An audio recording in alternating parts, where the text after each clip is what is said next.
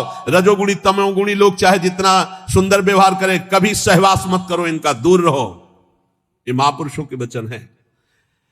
यदि तुम्हारे पास कोई भोग सामग्री संग्रह हो गई है तो वो तुम्हारे धर्म के सेवन के लिए, दूसरों के हित के लिए, तुम्हारे भोग के लिए नहीं है। ये ओछी प्रवृत्तियों वाले पर संदेह वृत्ति रखो। गलत आचरण करने वाले, ओछा बात बोलने वाले, इन पर कभी प्रियता नहीं रखनी चाहिए। बहुत बड़ी हानि होती है, पक्का समझ लें, बहुत बड़ी हानि होती है। यह हर उपासक को सावधान रहना चाहिए, चाहे स्त्री शरीर हो चाहे पुरुष शरीर हो। जहां कहीं ओछी प्रवृत्ति, देखो एक दृष्टि में पता चल जाता है कि यह सामने वाला कैसे देख रहा है, कैसी हरकत है, कैसा, एक दृष्टि में। भगवान ने इतना ज्ञान तो सबको दिया है कि एक मिनट में, एक दृष्टि में फाइनल हो जाएगा कि आदमी संग करने लायक है या नहीं लायक है, या ये चाहे कोई भी हो, एक दृष्टि में पता चल जाता है। ओछी प्रवृत्ति पर अंकुश रखो, ना किसी का संग और ना अपने अंदर ओछी प्रवृत्ति। प्रभु प्रेम प्राप्ति के लिए गले पड़ना होता है महापुरुषों के, गले लगना नहीं, गले पड़ना होता है। गले पड़ना और गले लगना में अंतर है।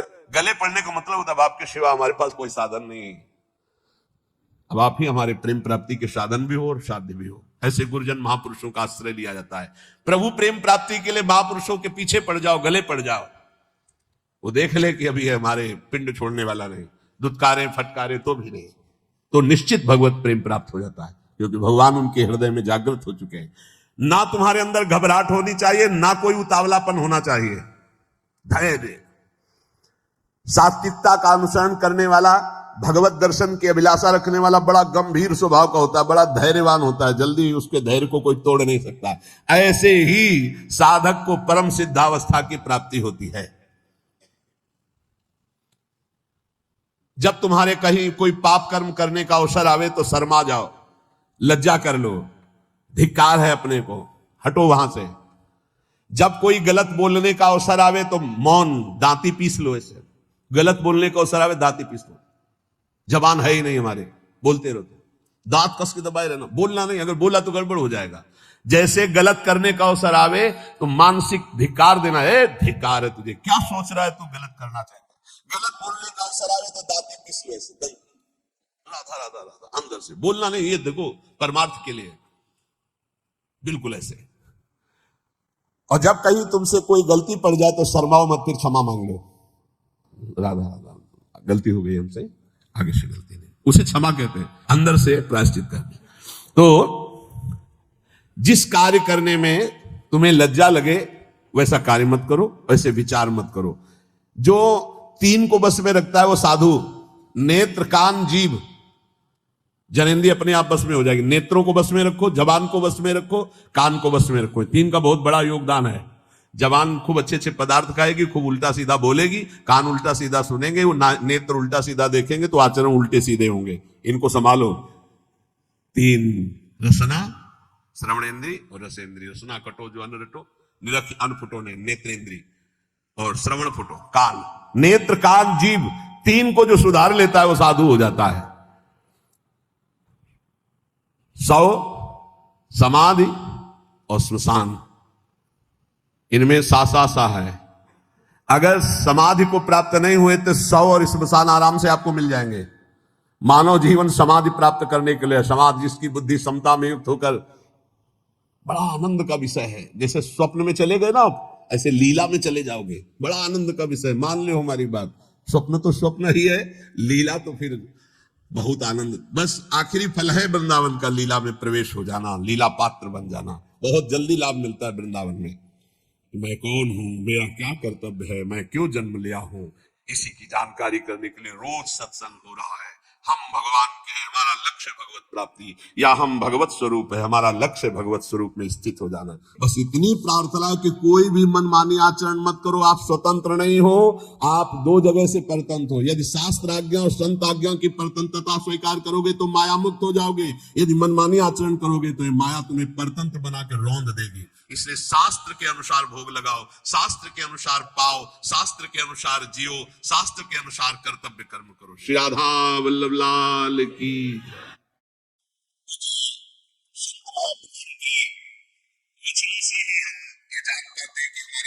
परम कर्तव्य क्या है। जो उपासक या भक्त भगवान की प्राप्ति के मार्ग में चला है, उसमें ये 5 बातें जब तक ना आवे तब तक कभी किसी को उपदेश ना दे और शिष्य ना बनावे। ये बहुत बड़े सिद्ध महापुरुष हैं, वो बोल रहे हैं। महात्माओं का हृदय माता की तरह दुलार करता है पूरे विश्व को। श्री सीताराम ओंकारनाथ जी महाराज जी ने कहा कि उपदेश देने जैसा खतरनाक खेल और कोई नहीं परमार्थ से भ्रष्ट होने के लिए।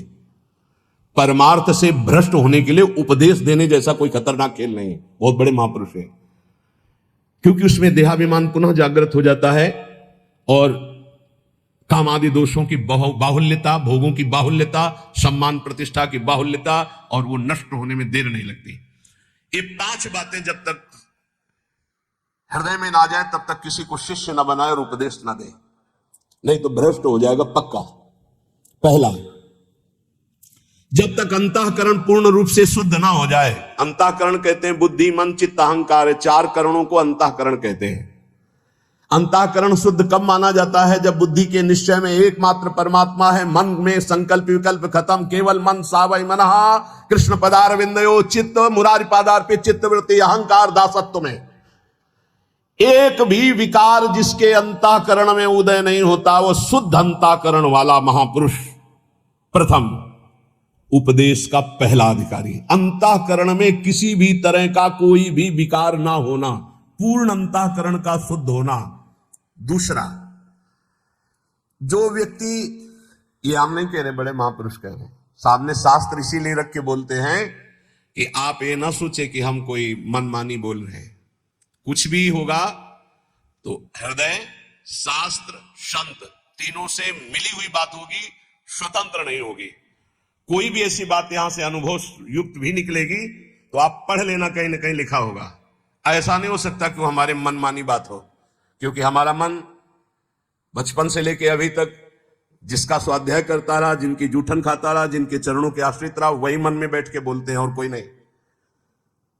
पहला है उपदेश का अधिकारी कौन? जिसमें ये 5 बातें हो। पहली बात, अंतःकरण शुद्ध, बुद्धि, मन, चित्त, अहंकार, भगवदाकार, एक भी विकार जिसके हृदय में नहीं है।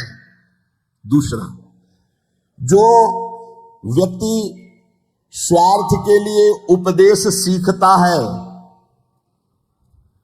जो अपनी वासनाओं की पूर्ति के लिए प्रवचन करना सीखता है, वो उपदेशक पक्का भ्रष्ट और दुराचारी हो जाएगा। वो धर्म का निर्वाह करने वाला नहीं होगा, उस समाज को भ्रष्ट करने वाला होगा। ये सिद्ध महापुरुष लिख रहे हैं, इसमें किसी की टीका टिप्पणी करने की बात नहीं। जिसको बुरा लगे तो भगवान को साक्षी करके हृदय में हाथ रख करके देख लेना। महापुरुषों के वचन डंके की चोट से होते हैं। जिसको बुरा लगे वो छाती में हाथ रख के बिहारी जी को साक्षी करके देख लेना कि ये वचन जो निकले हैं ये है हमारे में कि नहीं है, देख लेना। यहां केवल जवान की बात नहीं होती, छाती की बात होती है। जो व्यक्ति स्वार्थ पूर्ति के लिए, अर्थ प्राप्ति के लिए, वासनाओं की पूर्ति के लिए प्रवचन सीखता है, उपदेश सीखता है, दूसरे को उपदेश करता है, वो उपदेशक दुराचारी हो जाएगा, भ्रष्ट हो जाएगा, धर्म को नष्ट करने वाला बनेगा। तीसरा, जिसने अपनी वाणी में सत्य का अनुष्ठान नहीं किया, जिसने अपने आत्मस्वरूप का बोध नहीं किया, जिसकी वृत्ति निष्काम नहीं हुई, जो जगत से भगवत भाव रूप से संबंध नहीं की, वो बड़े से बड़ा विद्वान भी भ्रष्ट हो जाएगा।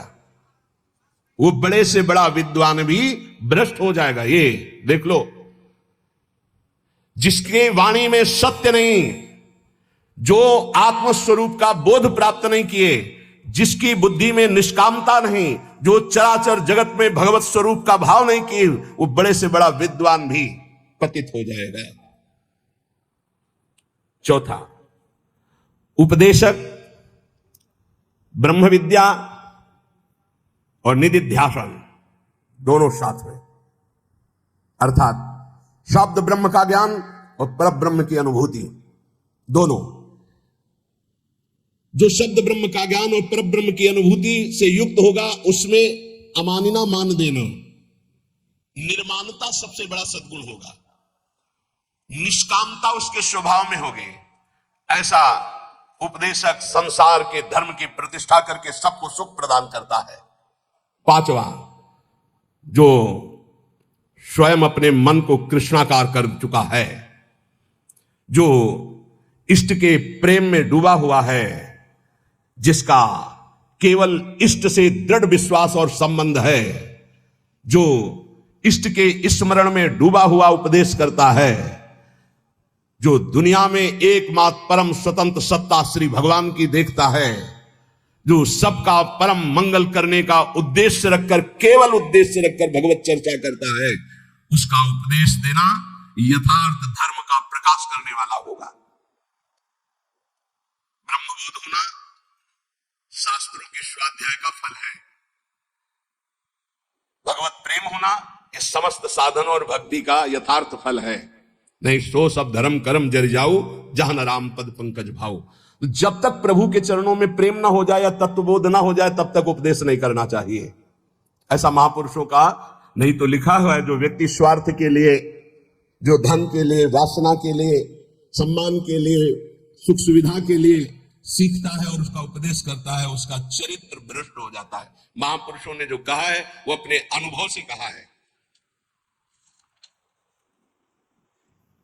पहले अपने आप की जो माया जनित वृत्ति है उसको हटाओ और मुक्त हो जाओ, तब दूसरों को मुक्त करने की बात सोचिए।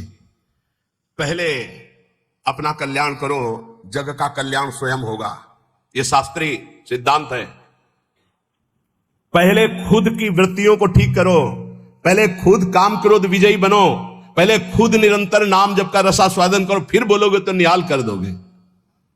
पूज्य श्री रामचंद्र डोंगरे जी महाराज, सुना है प्रगट में, आंखों से अश्रु बह रहे, ग्रीवा झुकी हुई है, सामने ठाकुर जी हैं, और ऐसी कथा पूज्य श्री मथुरादास जी, सुना है, बड़े बड़े महापुरुष, और कथा की और उठे और चल दिए। जो जहां जैसा हो सब वहीं छोड़ दिया। वो अपना देखो लगाओ, गौ सेवा में लगाओ, विद्यालय में लगाओ, जहां परमहंस पूज्य श्री रामचंद्र डोंगरे जी महाराज, बड़े बड़े महापुरुषों को देखा। ये जो भगवत चर्चा है, जो उपदेश है, जो सत्संग है, ये आत्म सुख के लिए है। जीवन निर्वाह तो प्रभु स्वयं अपने दासों का करते हैं, उसके लिए ये थोड़ी है। ये भगवत मार्ग बेचने वाला थोड़ी है कि हमारे जीवन का निर्वाह, हमारे जीवन का निर्वाह तो योगक्षेमम वाह्याम श्री हरि करेंगे। ये चर्चा किस लिए हो रही है? सबका परम मंगल करने के लिए हो रही। स्वांता सुखाय तुलसी रघुनाथ गाथा। जो अपनी इंद्रियों पर नियंत्रण करता है वही दूसरे की इंद्रियों को विषयों से निकाल सकता है, अन्यथा नहीं। जो खुद इंद्रियों का गुलाम है वो दूसरे को इंद्रिय विजेता कैसे बना सकता है? एक बार किसी महात्मा के पास कोई माई गई अपने लाला को लेके, कहा लाला हमारा गुड़ खाता है, हमारी बात तो नहीं मानेगा, आप पर श्रद्धा रखता है, आप मना कर दो। तो कहा 1 हफ्ते बाद आना। वो 1 हफ्ते बाद आया, बच्चा गुड़ खाने से दांत में कीड़ा पड़ जाएंगे, पेट में कीड़ा पड़ जाएंगे, ठीक नहीं है, नहीं खाना चाहिए। माँ ने कहा तुम उसी दिन क्यों नहीं बता दिया? महाराज 1 हफ्ते बाद क्यों बुलाया? बोले मैं भी गुड़ खाता था, इसलिए पहले 1 हफ्ते छोड़ा तब उपदेश किया।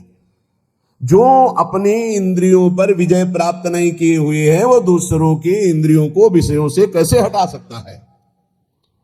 धर्म का मार्ग बड़ा सूक्ष्म है, ये अनुभव के द्वारा ही समझ में आता है, शब्द पढ़ने से नहीं आता है। जो धर्म की सूक्ष्मता को जानता है वही धर्म का उपदेश करके सबके हृदय में धर्म को जागृत करता है। सबके हृदय में धर्म है, उसको जागृत करना है।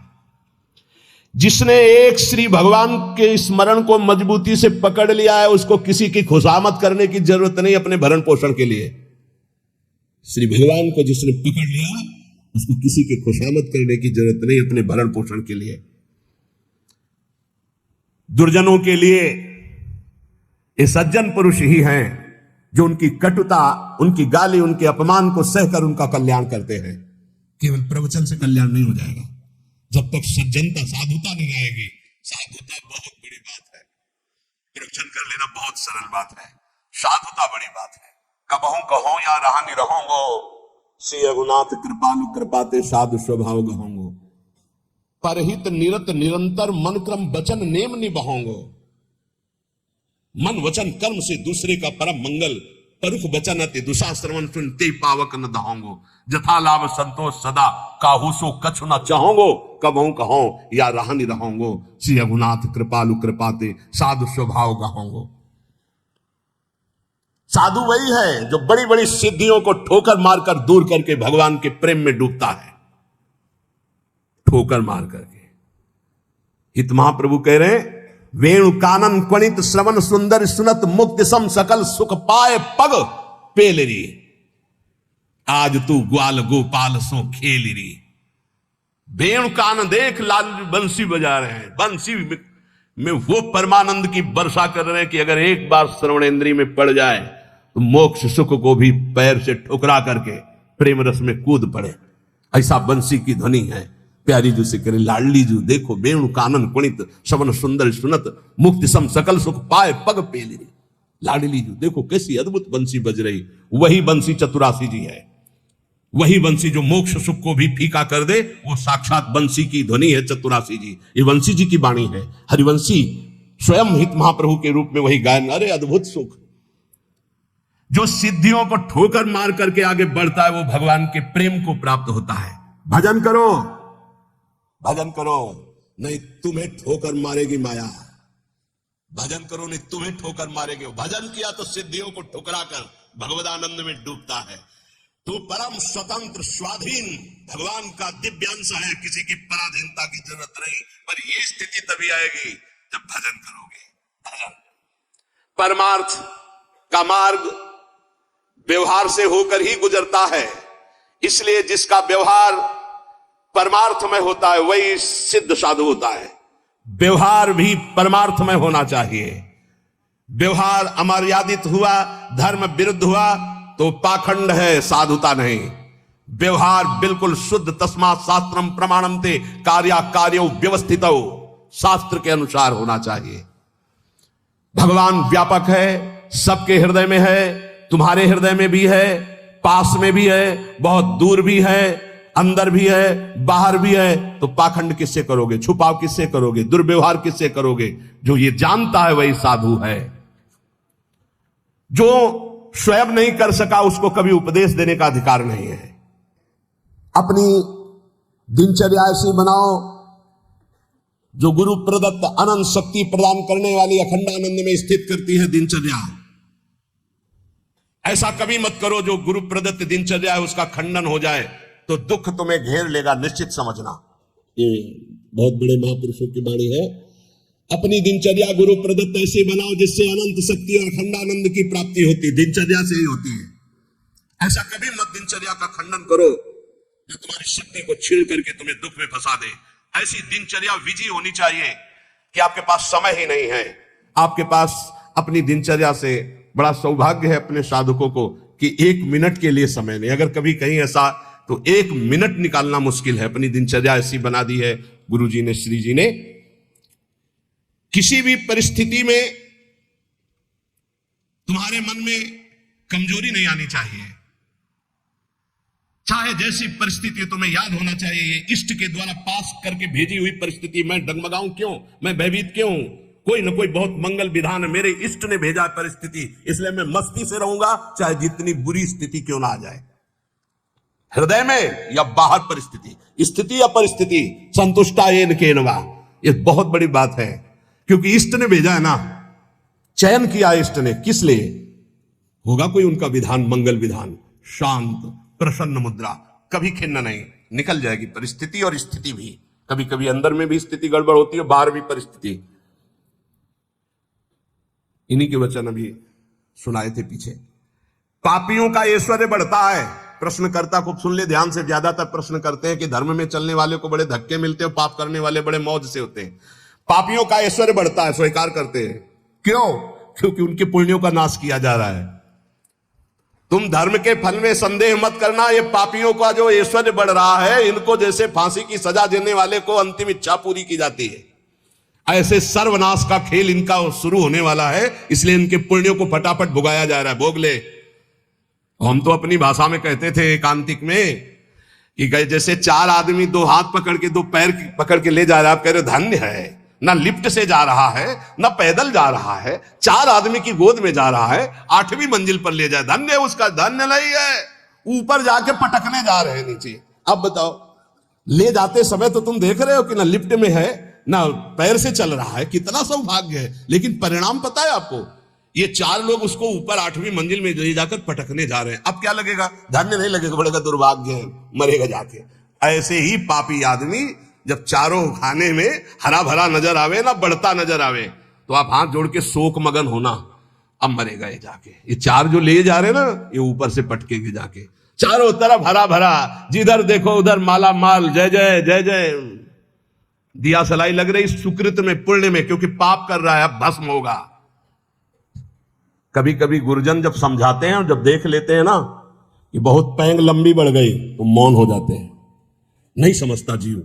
इसीलिए भगवान भी चुप हो जाते कि पहले जल ले। अच्छा, भगवान जानते कि तू मेरा अंश जलेगा, है नहीं, तेरी कपड़ा जलेगा। ये नयनम छिन्दन्ति शस्त्राणि नयनम दहति पावकः न चैनम क्लेदयन्त्यापो न शोषयति मारुता। भगवान का बच्चा आग नहीं जला सकती, शस्त्र नहीं छेद सकता, जल नहीं डुबो सकता, वायु नहीं सुखा सकती। तो अगर डूब रहा है, मर रहा है तो मर, क्योंकि आत्मा को कुछ होना नहीं, और तेरे पाप किया है तो भोग। भगवान ऐसे देख रहे हैं। तुम कहोगे बड़े दयालु है, नहीं, इस समय दयालु नहीं। दयालु जान रहे हैं कि मेरे अंश को कोई फर्क नहीं पड़ना, शरीराभिमानी, पाप किया है, भोग ले। इसलिए वो अग्नि रूप भी है, वो जल रूप भी है, वो अपने में ही डुबो रहे हैं। किसको? अपने आप को। तुम्हें क्या फर्क पड़ रहा है? कुछ नहीं। हमारी भाषा समझ लो। कहें भगवान अब कहां गया, क्यों नहीं बचाया इनको, क्यों बचाए? उस समय जब उपदेश कर रहे थे कि ऐसा नहीं करना, तब तूने माना, नहीं माना तो भोग। तो बोले दया क्यों नहीं है? दया इसलिए नहीं कि असली वाले को जलन नहीं होगी और नकली वाला बचेगा नहीं। क्या ये नकली है, यही जलेगा। असली जो भगवान का अंश है उसमें कोई ताप नहीं लगता। तो इसलिए भगवान शरीर, जैसे ये कपड़ा जल जाए तो अपने को क्या फर्क पड़ेगा, हम तो बच गए। बोले बड़ी कृपा, हम बच गए, कपड़ा जल गया। ऐसे ही कपड़ा जलता है, हम बिल्कुल नहीं जलते, हमें न कोई शस्त्र छेद सकता है, नाग नहीं। तो ये जब भगवान का अंश जीव है, भगवान ये जानते, इसलिए दया नहीं करते।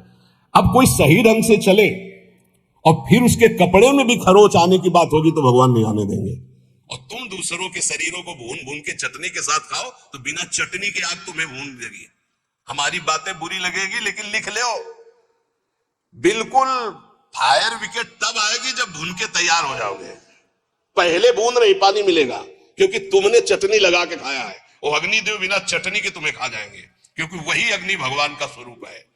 इसीलिए कहते हैं कि होश में ये मांस खाना, मदिरा पीना, व्यभिचार करना, पापाचरण करना बंद कर दो। प्रभु अभी तक जो हुआ हुआ, अब लो नसानी, अब ना नसई हो, लेकिन खतरे में हो तुम पक्का। तुम्हें नहीं दिखाई दे रहा है, कोई अविनाशी शरीर नहीं तुम्हारा। इस शरीर के लिए पापाचरण करके कभी सुखी नहीं हो सकते। तो पापियों के ऐश्वर्य को देखकर, अधर्म को धारण करने वाले कभी संदेह मत करना। इनको ऐसे सुख दिया जा रहा है जैसे फांसी की सजा देने वाले को अंतिम इच्छा पूर्ति की जा रही है। बुद्धि बदल जाती है, बुरी दशा आने के पहले बुद्धि बदली जाती है। आप ना आवे ताई तहां ले जाए, वही ले जाएगी जहां उसका नाश होना है। बहुत सावधानी से, कोई गलती हो जाए, कोई पाप हो जाए तो तत्काल महापुरुषों से मिलो, संतों से, हमने ये अपराध कर दिया, उसका प्रायश्चित बता दो या हमें दंड दे दो और आगे से कभी नहीं करूंगा, अब मुझे उपाय बता। वो जो बोले, वृंदावन की परिक्रमा लगा लो, उपवास कर लो, ऐसा कर लो, बस बिना विचारे कर दो। उनके वचन से पाप नष्ट हो जाएंगे। क्रिया मात्र तो केवल एक निमित्त है, उनके वचन के तुम ये कर लो, ये ठीक हो जाएगा। तुम्हारा जीवन नष्ट नहीं हो पाएगा। यदि कोई गलती हो जाए तो उसका प्रायश्चित कर लो।